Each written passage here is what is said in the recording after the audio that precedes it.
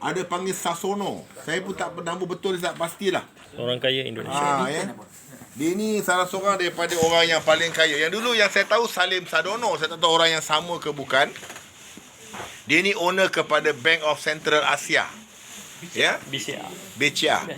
Dan baru ni dia orang ada temu duga dia, tapi nama dia Sasono ke Sadono ke macam tu dia. Saya dengar dia punya video, saya terpukul. Ya, saya terpanggil dan saya terpukul. Ya. Sebab dia bagi tahu si koplok itu lebih pintar daripada si pintar. Ya, dia bagi tahu orang yang bodoh itu lebih pandai daripada orang yang pandai. Saya mula-mula saya tak faham, macam mana boleh orang bodoh lebih pandai daripada orang pandai? Ya. Dia bagi jawapan dia senang saja. Orang yang tak pandai, lapik sikitlah cakap bodoh, marah orang. Ya. Orang yang tak pandai, ya, dia tak fikir panjang. Contohlah. Contoh ni kita ambil contoh. Katakanlah macam Faizal Tok Gawo, dia tak pandai. Dia SPM, dia tak bawa banyak A. Kemudian dia apa pun tak boleh belajar. Dia takat tu je, dia jual burger. Sol dengan Lisa dah ambil A saya pun. A semua sol dah ambil straight A. Ya. Jadi orang yang tidak pandai, ya. Tak, ini korang nak kena dengar betul-betul. Sebab statement dia hampir sama dengan statement daripada seorang profesor. Dia bagi tahu A student will work for the C student where the B student got to work for the government. Baik sekali, bos. Oh, terima kasih. Buat statement bodoh je dapat bunga. Abang Radi datang Facebook. Habis bunga aku tak nampak. Tok tengah sikit.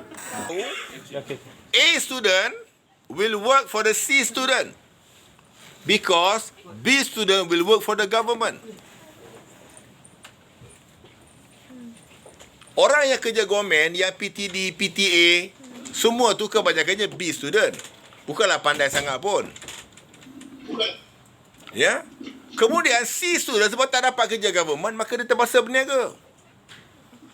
Bila dia berniaga, A student accountant.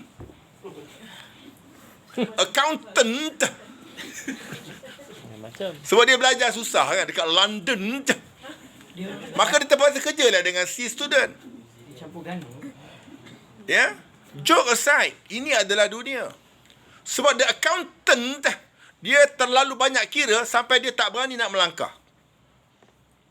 Cuba faham cakap saya. Berapa ramai profesor-profesor kangkung yang tak berani keluar dari universiti? Ramai. They stuck there. Sebab yang dia belajar, subjek dia tak boleh pakai kat luar sana. Saya bagi contoh. Ada tu profesor tu dia panggil Profesor Nematode.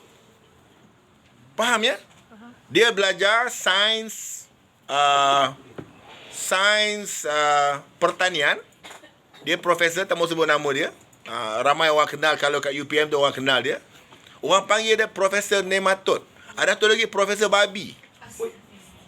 Bukan pasal dia ni, tak, dia profesor veterina, dia punya pakar dia babi. Maka orang panggil dia Profesor Babi. Bos mencarut. Tidak, babi tidak mencarut. Dalam bahasa yang syariah compliant kita panggil khinzir. Ada insurans tak, bos? Okey, dengar ya. Sekarang ni saya nak relate ni, orang yang mana pandai-pandai ni saya nak relate. Orang yang tak pandai, dia tak fikir panjang. Contoh macam Faizal Tok Gawo, Allah mujurlah boleh dapat elite 3 gak lopak daripada elite 1 walaupun lambat. Sebab result dia mula-mula tak cukup untuk pergi elite 3. Maka dia qualify untuk elite 1. Tapi bulan pertama oleh kerana dia berniaga sungguh-sungguh, dia sambil 200,000. Ini cerita orang tak pandai. Dia tahu melangkah and just do it. Orang yang pandai, dia pasal dia banyak sangat A, maka dia pun calculate dia punya risk dia macam mana. Kalau I pergi macam ni macam mana. I kena analyse dulu. I kena buat comparison study. I kena buat feasibility studies. Oh, pasal banyak sangat dia punya study dia, maka tak bergerak. Dia tak berani melangkah. Jadi, nanti dulu saya pukul dulu yang pandai, nanti saya up balik. Nanti saya up balik. Kita lagi lah, nanti dulu. Tetapi, you kena ingat, orang yang terus melangkah, dia akan pergi lebih laju daripada orang yang banyak berfikir. Ya? Faham cakap saya? Ini terutamanya orang baru macam Amoy Chai. Kita ada Mai. Mana ada orang lagi? Haiza? Apa nama? Tak balik lagi. Tak balik lagi, ya. Ada kita juga ada orang baru habis kita. Nama yang pandai-pandai, dia terlampau kalkulatif, dia terlampau kadang-kadang dia lagi pandai pada saya. Apa saya cakap dia nak analisa dulu. Lisa. Oi. Graf Dia buat graf histogram lagi. Lisa sini bos. Lisa sini bos. Yang mana yang tak faham histogram tu apa jenis aiskrim ke? Lisa yang ni. Lisa. Sungguh. Tak, saya nak anda cuba belajar berfikir. Sebab saya jaga ni ramai orang macam-macam. Saya jaga orang tak pandai, saya ajar cara tak pandai. Orang bila tak pandai, contoh macam Tuan Khairuddin, dia tak pandai. Kita tak pandai. Kita hak tahunya, pergi jalan-jalan, buka mulut 5 iyah sehari, 10 iyah sehari. Sudah. Tapi seminggu 15 orang. Lepas 15 orang, kita klik Kota Baru, submit 3K. Lepas tu pergi pula. Tidak surat, tidak seji. Mudah je. Tapi jangan gelakkan dia. 3 tahun dia pakai Mercedes. Berapa ramai yang dengan saya yang dah lama pun tak pakai juga Mercedes. Sebab dia analisa dia terlampau tinggi. Dia buat dulu feasibility studies. Dia dulu pakai SES, pakai SPSS. Yang baru dipakai apa? SAM.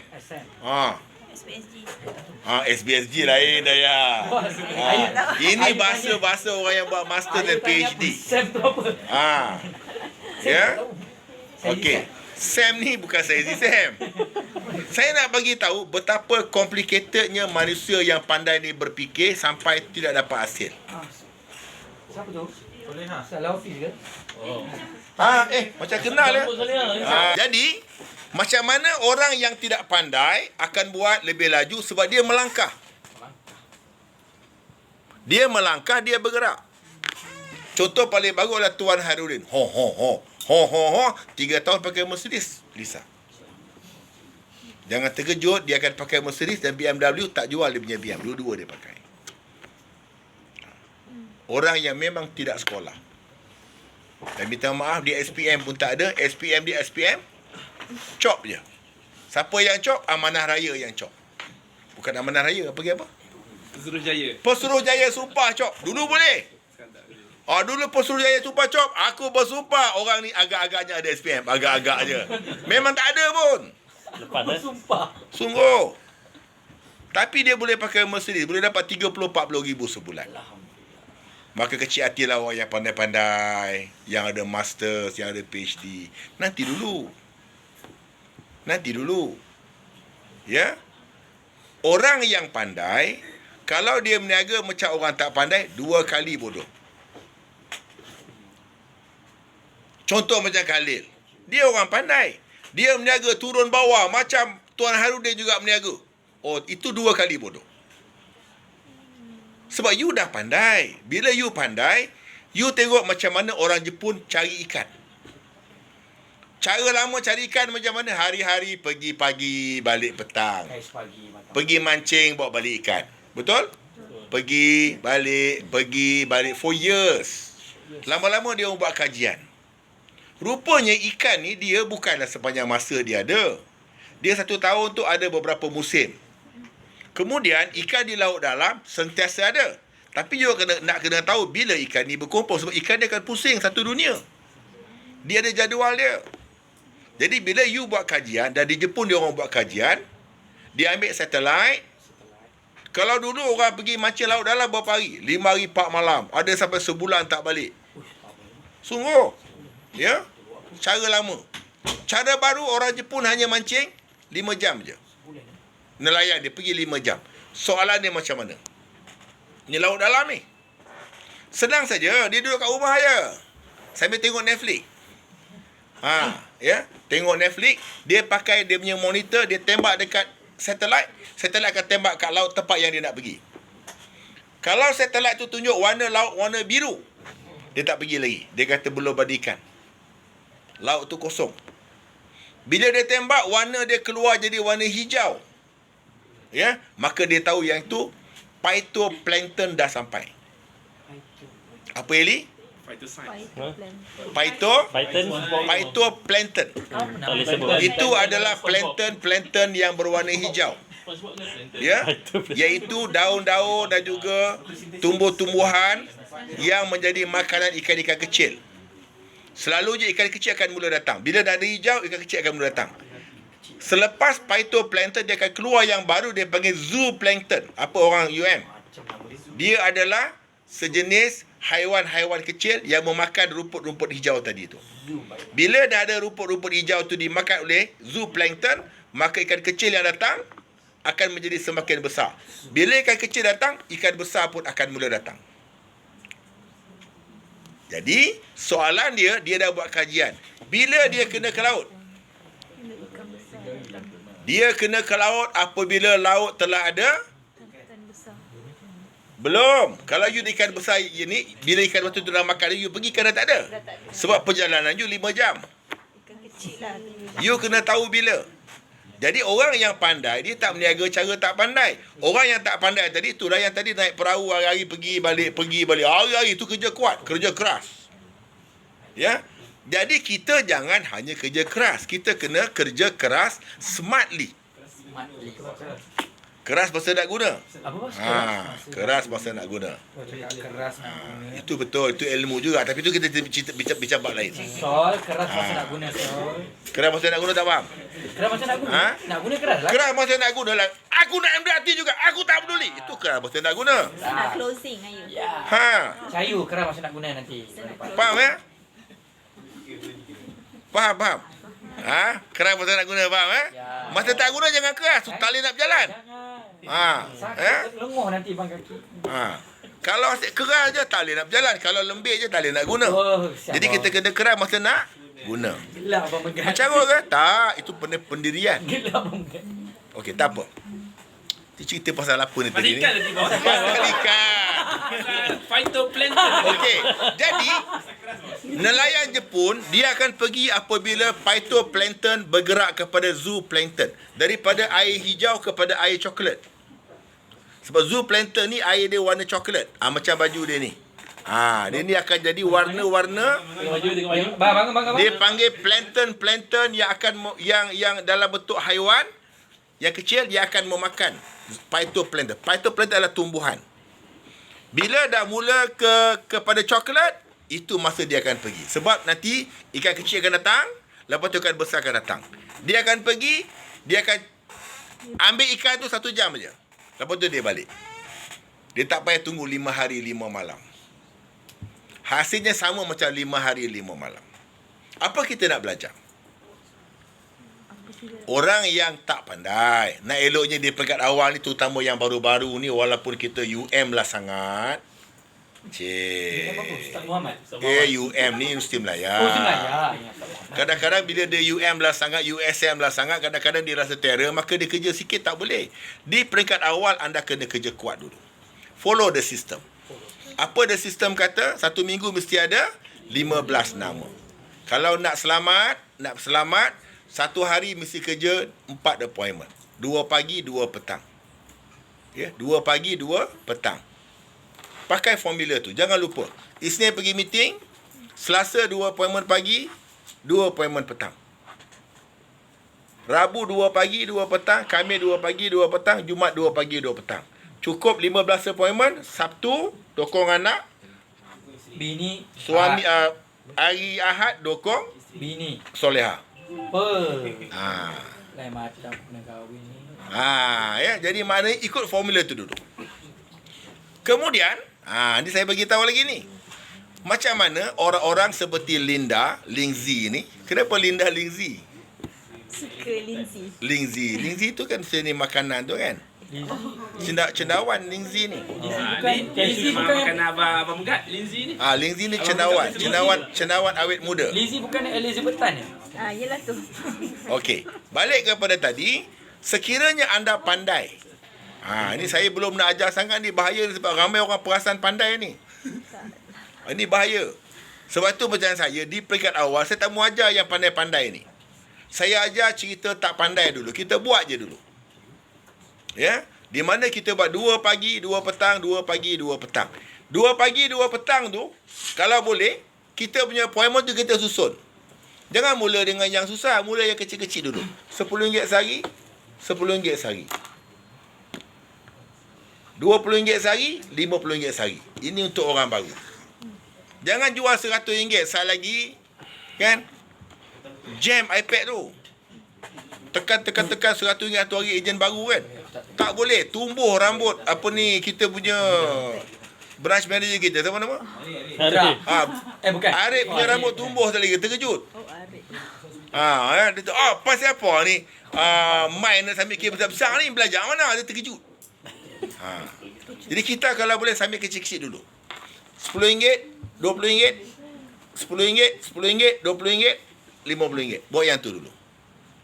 Ya? Kalau dia nak ambil 100, pecah 2 polisi. Cakap dengan saya tak boleh isi borang besar-besar ni, kecil-kecil dulu. Tak boleh isi bola. Saya budak-budak tak boleh main duit banyak-banyak. Ya? Boleh ya? Saya nak tanya, senang ke susah yang buat kecil-kecil ni? Balik kepada tadi. Ni saya nak bagi tahu. Orang yang bodoh, orang tak pandai, besok dia terus melangkah dan dia terus buat. Dan dia akan dapat result. Tapi orang yang ada result straight A, 2.9999, 3.98, dia akan analisa dulu. Dia akan kaji dulu. Apakah Cik Jalil punya formula dia akan kira. Kalau ini berapa akan dapat, ini akan berapa akan dapat. 6 minggu dia analisa. Baru nak print dalam komputer, nak pakai SAM, nak keluar result pakai komputer tu. Histogram, monogram, monopause semua keluar. Instagram saya tahu. Mana post? Lain saya tahu. SPSS. Joke aside, ini masalah kita. Masalah kita terlebih fikir. Think too much. Kemudian dia pula dengar pula Sanjay Tolani. Dia pula fikir pula Sanjay Tolani apa beza dengan Cik Jalil. Dia tengok pula Laila Johari. Oh, Laila Johari pula lain. Dia analisa semua. Ya. Dia punya analisa sampai 6 minggu tak keluar rumah. Itu cuti. Ada tak orang macam tu? Ramai. Dalam bilik ni ramai. Saya bagi tahu dalam bilik ni ramai. Aku tak lambat. Sungguh. Sebab dia analisa dia terlampau sophisticated. Jadi nasihat saya, pertama, anggaplah diri kita belum pandai sebab kita masih baru. You kena belajar kerja kuat dulu. Berapa kerja kuat yang kita suruh buat? Kecil-kecil, sederhana, besar. 1 hari 4 appointment. 4 kali 4, 16. 1 appointment last minute cancel. Masih ada 15 appointment. Soalan saya, onci. Kalau you istiqamah jumpa dengan 15 orang, agak-agak ada tak closing? Kenapa tu bulan tak ada closing? Jangan jawab. Jangan jawab. Ya? You should know the answer. Simple je. If you don't see enough people, you can't expect any result. Simple je. Balik kepada Cahayu dengan Ustaz Muhammad. Tengok beberapa hari kebelakangan ini mereka telah berjumpa dengan orang-orang berniaga. Macam mana result dia? Cahayu. Berapa closing minggu lepas? 2. Cuba cerita sikit closing yang 2 tu.